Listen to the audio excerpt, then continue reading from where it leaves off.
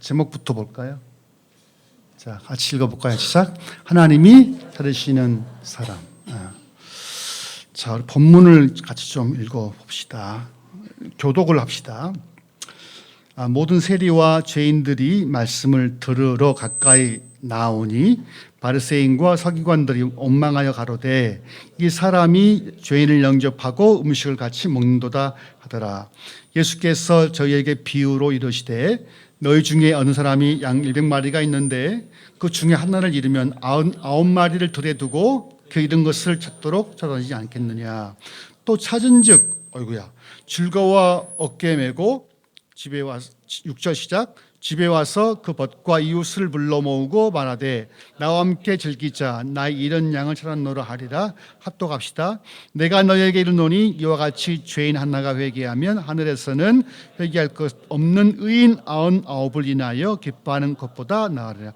제가 볼 때는 아마 우리 교회가 이 말씀 많이 설교를 했던 것 같아요. 제가 이제 들었었을 때 이 본문처럼 오해된 본문이 없는 것 같아요.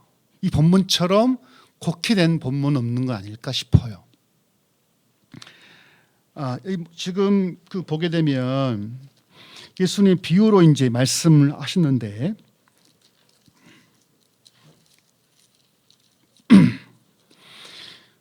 예수님은 늘 이 땅의 공생애를 사실 때 늘 예수님 주위에는 두 편이 존재했었어요.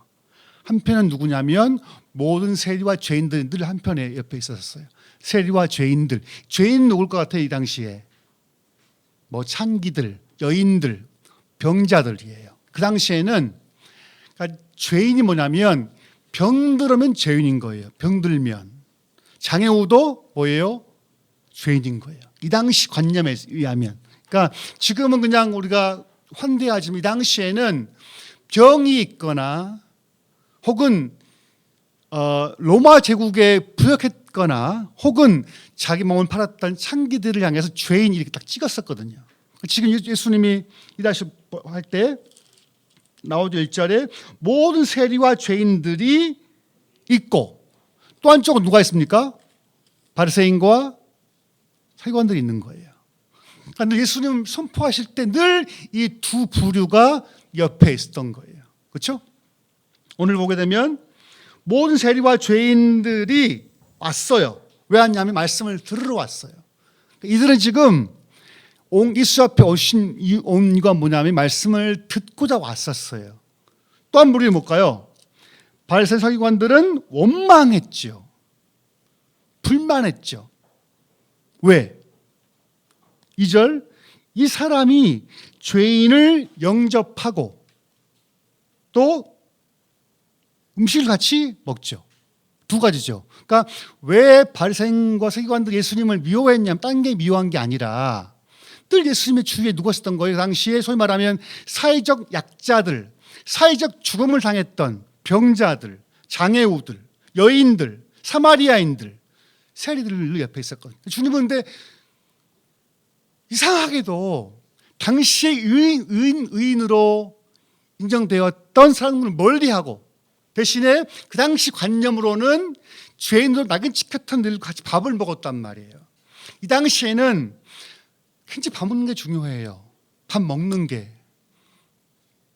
이 당시에. 그러니까 내가 누구랑 같이 밥을 먹으면 그와 나는 뭐예요? 동료의 동료, 친구란 말이에요. 친구. 이 당시에는 유대인들 이방인과 같이 밥을 먹어요? 안 먹어요? 절대 안 먹습니다. 먹잖아요. 또 유대인들은 또 사마리아인들, 자기 동족 유대인이지만 사마리아인들 밥을 먹지 않습니다. 또 유대인들 중에서 유대인들은 또 그 당시에 세리와 밥을 먹지 않죠. 그러니까 이 당시에 밥을 먹는 것은 식탁을 대하는 것은 차별과 환대의 큰 증거였단 말이에요. 주님은 딱 보니까 불만이 왜 주님은 자꾸 그 당시에 죄인으로 낙인 찍혔던 이들을 환대하고 밥을 먹었다는 말이죠. 주님은 이제 양옆 오른쪽에는 세리와 죄인들이 있고 이쪽엔 지금 자신을 원망했던 불평했던 그 당시 의인들 권력자들과 옆에 말씀을 선포하는 거예요. 세팅은 뭐냐 그 세팅인 거예요. 주님은 이제 이런 비유를 들은 거예요, 여러분. 봐봐요. 어느 한 사람이 양 100마리가 있었어요. 100마리가. 근데 하나를 잃었어요. 한 마리를 잃었어요. 양이 잃어버린 거죠. 그 양 잃어버린 책임이 누구한테 있을까요? 1번 양, 2번 목자. 자, 길을 잃어버렸을 때 그 원인 제공자가 누구예요? 양이에요? 목자예요? 목자죠. 양은 늘 그런 양이야. 양 한번 버락 양 띄워줘봐요.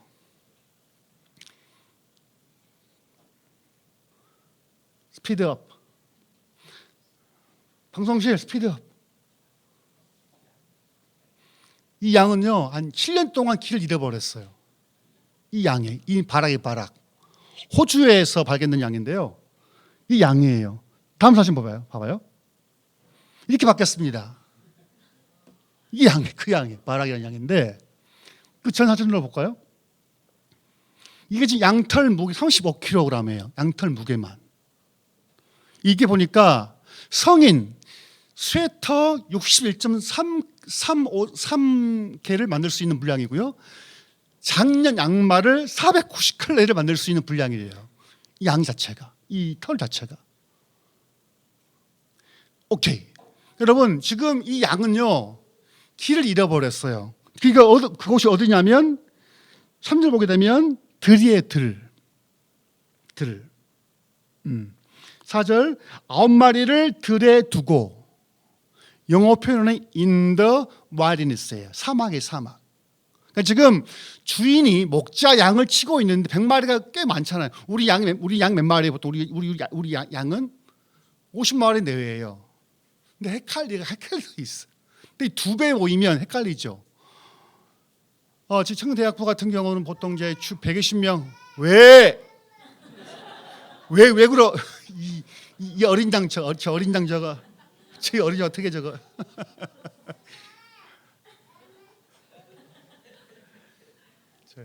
저 양을 어떻게 하나? 어린 양 저게. 지금 양이 길을 잃어버린 거예요. 들에서 사막에서. 근데 목자가 좀 이상해. 목자가 어떻게 합니까? 잃은 것을 찾도록 찾지 않겠느냐. 열심히 찾은 거죠. 열심히. 왜? 양이란 게 어딘지 모르니까.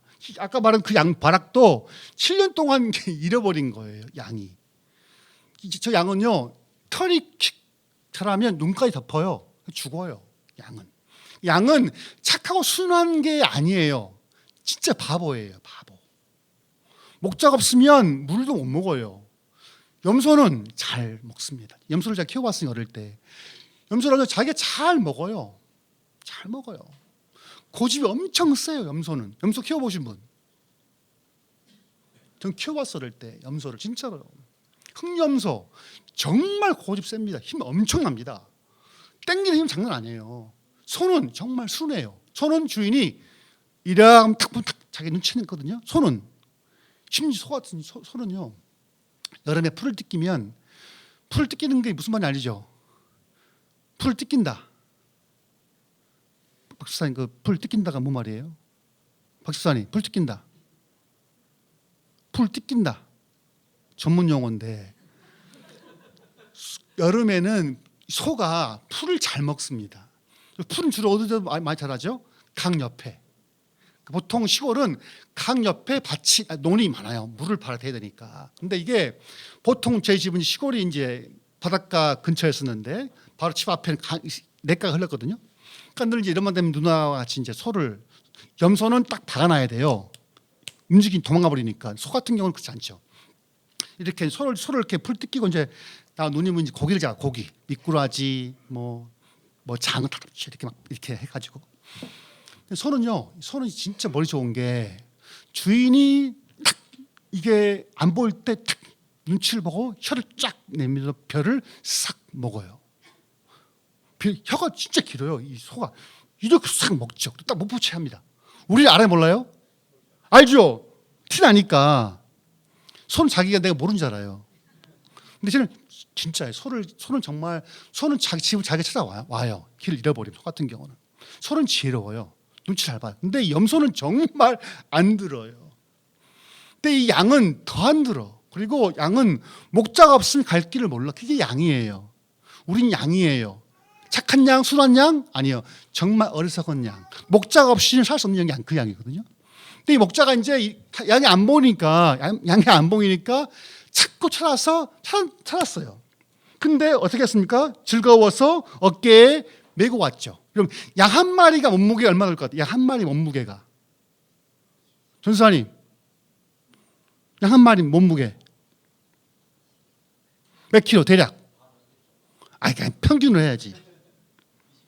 20킬로? 또 종합집사님 80킬로? 땡. 우리 오케이. 커피 드십시오. 돈 있으시면. 이 조사해 보니까 있잖아. 양이 암컷은 45kg에서 100kg예요. 수컷은 45kg에서 160kg가 나는 거예요. 조사에 의하면. 그러면 목자가 양을 이렇게 메고 오면 이게 힘들겠어요? 쉽겠어요? 쉽지 않죠. 45kg 같은 양을 어깨에 메고 오면 힘든데 주인은 지금 어떻게? 주인은 좋대. 나 같으면 팰 것 같아. 이 새끼 너 어디 가서 막 팰 것 같은데 주인은 양을 찾아서 패지 않고 어깨에 메고 와서 즐거워한대. 6절 더 기가 막혀. 집에 가서 벗과 이웃을 불러 잔치를 베푼다는 거예요. 이 바보 아니에요? 주인 입장에서 양을 찾으면 그냥 본전 찾은 건데 왜 또 벗을 이웃을 불러 잔치를 할까? 손해예요, 이익이에요? 손해죠.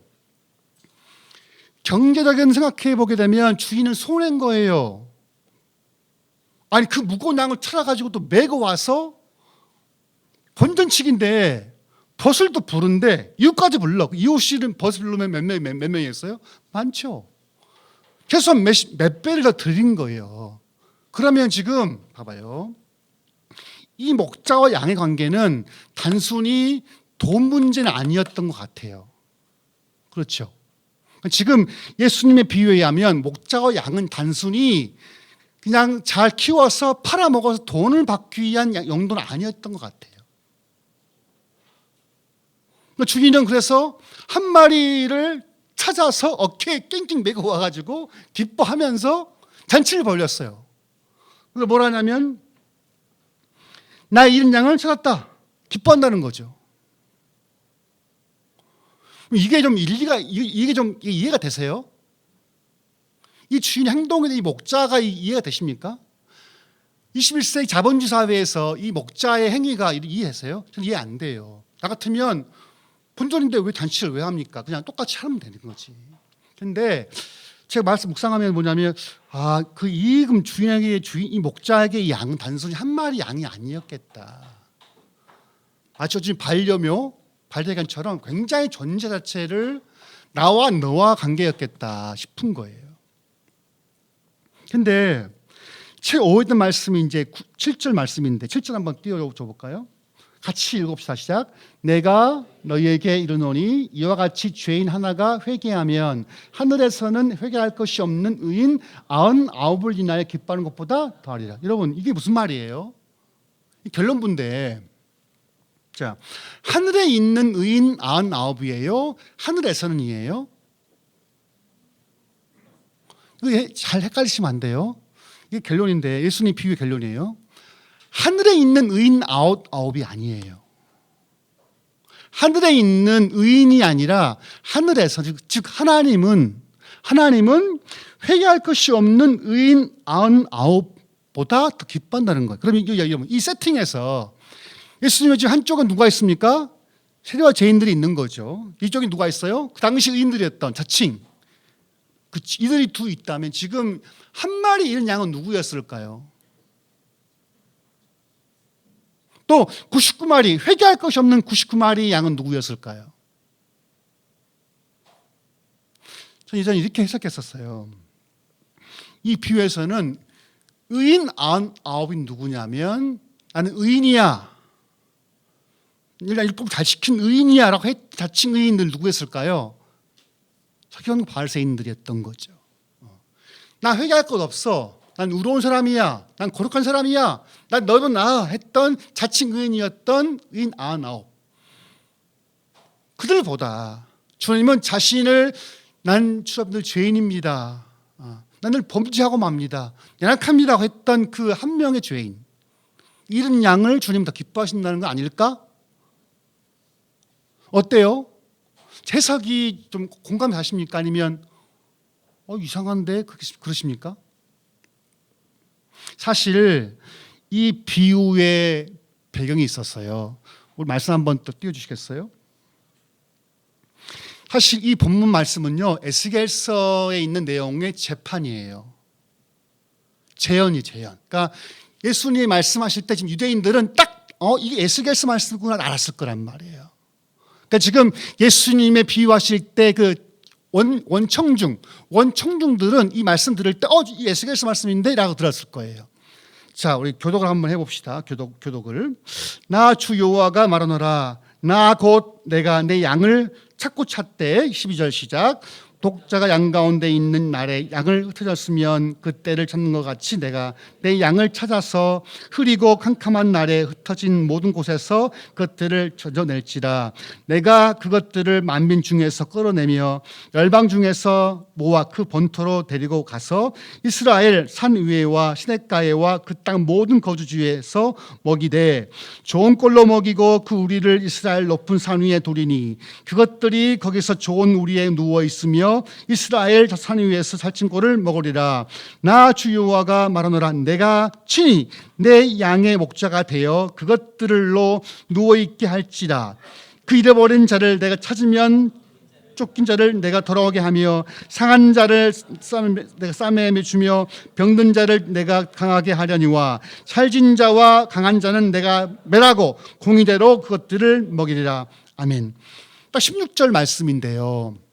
주님 뭐라 했냐? 주님은 그 잃어버린 자를 내가 찾으며 쫓긴 자를 내가 돌아오게 하며 상한 자를 내가 싸매어 주며 병든 자를 내가 강하게 하려니와.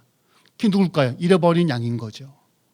그 당시에 소위 말하면 소외되었던 이들, 세리들, 죄인들, 환자들, 나병 환자들, 율집병 환자들, 여인들, 사마리아인들, 그 당시에 이스라엘 사회에서 약자였던 죄인되었던 그들을 주님께서 만나서 그들을 찾아서 상한 자를 싸매주고 병든 자를 강하게 하겠지만 또 한 부류는 내가 강한 자는 내가 멸하고 공의대로 그것들을 먹이리라 했다는 거죠.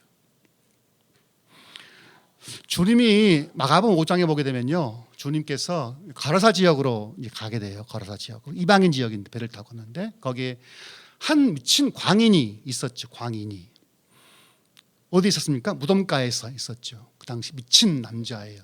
매드맨이었던 거죠. 옷도 벗고 있고 그리고 이 그 막 사슬로 묶여 있는 거 이렇게 묶여 있는 거죠. 주님이 만났어요. 가서 물었죠. 내 이름이 무엇이냐? 물었죠. 그러니까 그 뭐라 했습니까? 나 이름은 군대입니다. 했죠. 군대. 레기온이다. 레기온. 헬라어 레기온은 이 당시에 로마 군제. 그러니까 군단, 그다음에 사단, 그다음에 맞나요? 이게 방위병 출신이라서 군단, 그다음에 사단, 여단. 우리 707 부대 어떻게 맞습니까? 맞습니까? 하여튼 예. 군단. 이 당시에 내 이름 무엇이냐 했을 때 귀신이 난 군대입니다 했을 때 이 군대라 헬라 레기온인데 당시는 것은 6천 명의 보병이에요. 이로지 군제였어요. 6천 명의 보병. 120명의 기마병이거든요. 그러니까 지금 내가 군대에 했을 때는 그 한 명의 귀신의 인원수 몇 명이라는 건 6천 명이 넘는다는 거 쉽게 말하면. 그러니까 귀신은요, 우리 인간 물질 세계 안에 1,000만 명도 들어올 수 있어요. 우리 몸 안에 귀신들은 사실. 그러니까 지금 내 이름 무엇이냐? 너 레기온입니다. 6천 명 이상 나한테 있어요. 말하니까 내가 우리를 그러니까 바뀌어요. 내 이름 무엇이냐? 예언이에요? 참 잃어버린 양이 제가 헷갈리네 제가. 근데 봐봐요. 너 이름이 무엇이냐 이거죠. 단수로 물었죠. What's your name? My name is Legion. 근데 우리를 뭐라고 하셨습니까? 뭐예요 이게? 바뀌어요 이게 인칭이. 첫째는 내 이름은 my name. 혼자죠. 다음에는 우리를 뭐라고 하셨습니까? 우리는 뭐예요? 복수잖아요. 지금 6천 명 이상의 그 군대 귀신이 왔는데 스피커는 한 명이죠. 그럼 한 명만 있는 거예요? 아닌 거죠. 그러니까 그 광인에 들어있는 귀신의 숫자는 6천 명이 넘지만 그러나 그 예수와 대화했던 그 귀신은 스포크맨이었던 거예요. 근데 주님이 그러니까 이 귀신이 나를 더 괴롭히지 말고 돼지떼에 있으니까 좀 돼지떼로 가게 해달라고. 그러니까 주님이 오케이. 그러니까 귀신들이 돼지가 자살을 했어요. 자살을. 귀신이 여러분 동물이 수 죽은 거 봤어요? 귀신이 개가 막 개새끼가 막 받고 죽습니까? 옥매에서 않죠. 그때 이 돼지 귀신 들린 돼지 2,000마리가 바다에 빠져서 죽습니다. 저는 그때 이 말씀을 보면서 뭐 생각했냐면 2,000마리의 돼지가 더 귀한 거예요. 광인 한 명이 더 귀한 거예요. 우리 21세기 자본주의 사회에서는 뭐가 더 귀한 거예요? 여러분 어떤 선택하실 거예요? 정집사님 어떤 선택하실 거예요? 2,000마리 돼지의 가치와 미친놈 한 명 가치 어떻게 보실 거예요? 그러겠죠. 주님은 판단은요. 주님 분명히 귀신 쫓았을 때 돼지가 죽었으면 뻔히 그 길을 알았을 거예요. 이 가치를 그 당시에. 결국 거라사 지역 사람들이 예수님한테 부탁을 해요. 주님 좀 나가달라고. 왜? 그건 돼지 키운 지역이기 때문에 자기 돼지도 몰살 같으니까 그 지역 사람들이 막 부탁을 해요. 나가달라고. 왜? 뭐 때문에? 이것 때문에. 근데 주님은 있잖아요. 이 비유에 말하는 것처럼 주님의 가치를 보시면 주님은 이 땅의 경제 가치보다는 한 영혼의 가치를 더 귀해 보셨던 것 같아요. 이 말씀 보게 되면. 그래서 회개할 것이는 99마리는 광야에 냅둬버려요. 이렇게 냅둬버리고 한 마리의 양, 상처 남은 상처 입은 양, 병든 양을 놔두지 않고 자꾸 찾아서 어깨에 메고 와서 기쁘니까 벗과 엿도 초청해서 같이 밥을 먹고 하는 거죠. 우리 주님은 어떤 분일 것 같아요, 여러분? 생각해 봅시다. 우리 주님은 나의 가치를 내 가치를 얼마나 보실까요? 사람이 머리 붙으니까 최근에 이제 이 나정호라는 교수가 예일대 심리학 교수인데 나정호, 백종호가 아닌 나정호 교수인데 양반 심리학 교수예요. 근데 미국 같은 경우는 정신 환자에게도 응급실이 있다는 거예요.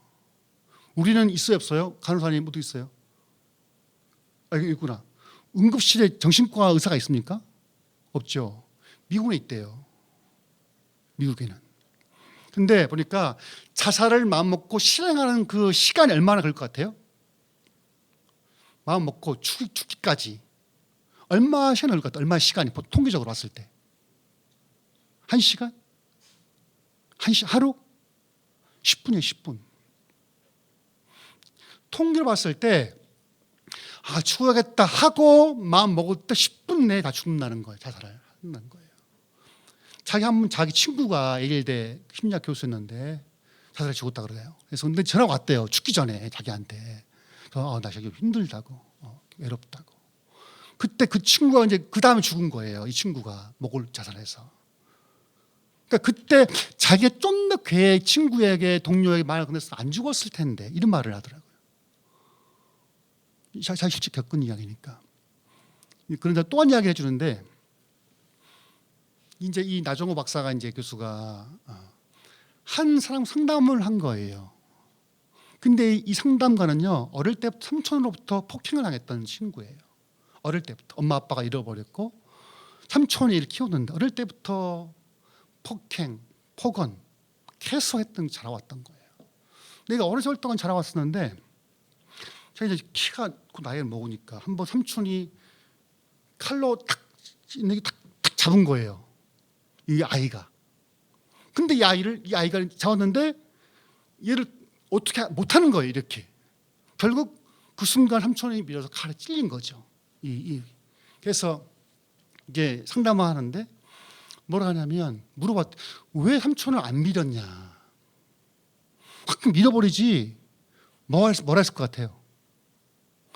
내가 밀면 삼촌이 넘어 다칠 것 같으니까 그것이 걱정돼서 안 밀었던 거예요. 신기하죠?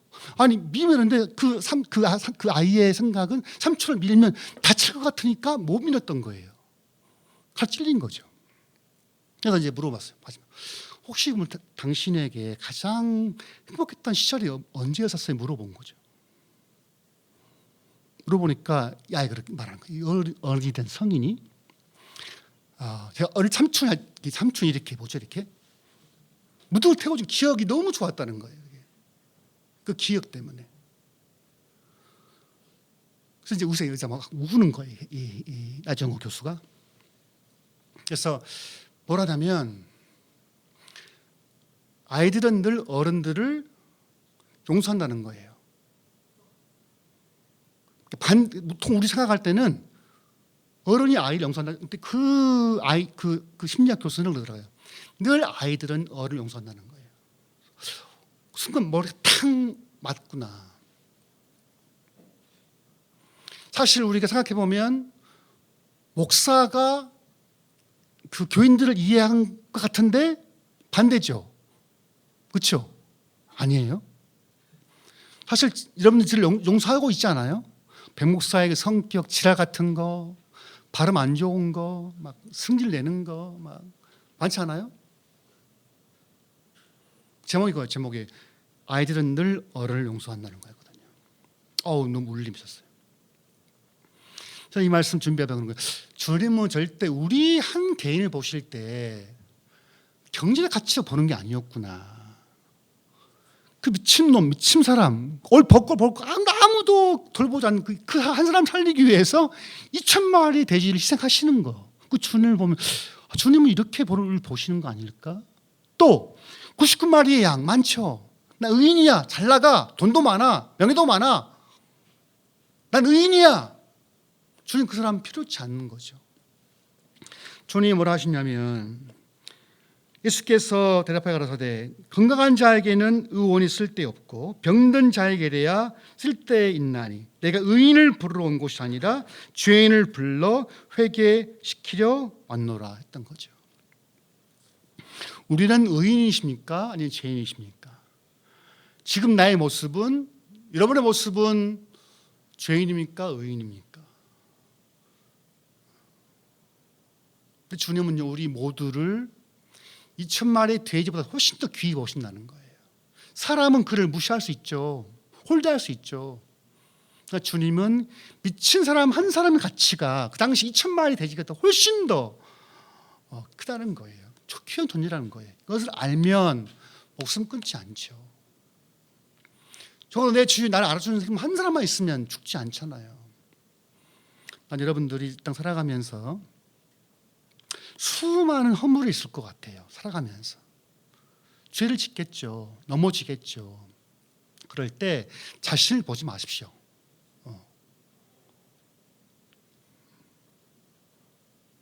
나를 귀히 보신 주님을 기억하십시오. 그리고 나를 위해 죽으신 그분을 기억하십시오. 그분은 우리를 볼 때 상한 갈대를 꺾지 않는다는 거예요. 꺼져가는 그 촛불을 끄지 않는다는 거예요. 그분을 기억하면서 늘 은혜 보좌 앞에 담대히 나오셔서 그 은혜의 품 안에 안기시기를 바랍니다. 그게 믿음입니다. 같이 기도할까요?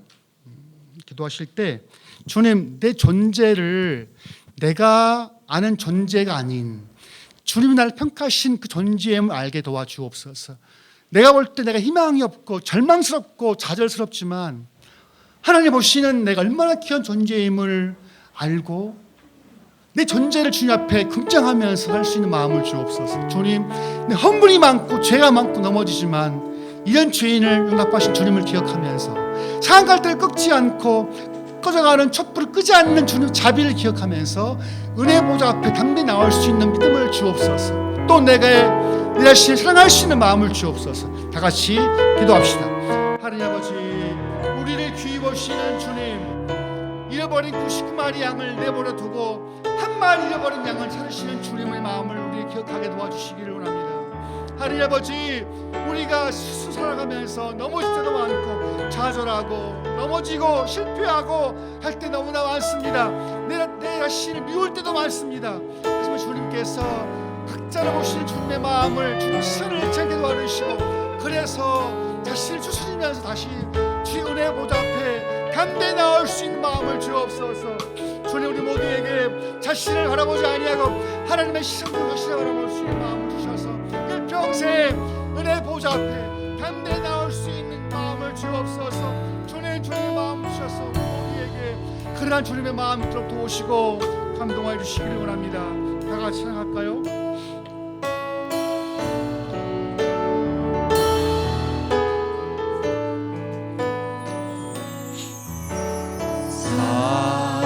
사랑하는 내 딸아, 너의 작음도 내게 귀하다.